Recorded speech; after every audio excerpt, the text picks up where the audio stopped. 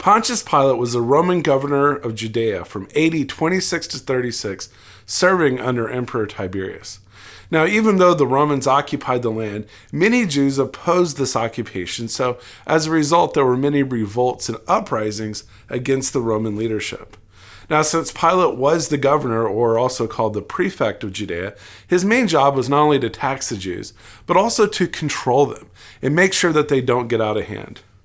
Now, outside of the New Testament, we have other writings. Historians Tacitus, Philo, and Josephus all wrote about him.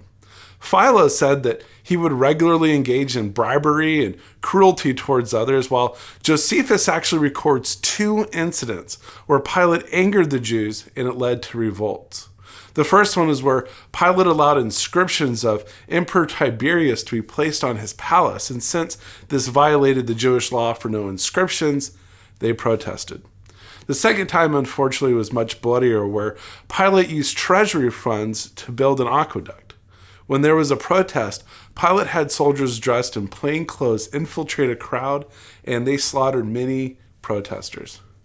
Now, Pilate was failing to maintain control and peace in Judea, so he knew that if he had one more revolt, he was a dead man. When we meet Pontius Pilate in the New Testament, he is once again facing an uprising that looks like it's going to turn into a riot and revolt, so it's no wonder that he's indecisive about Jesus.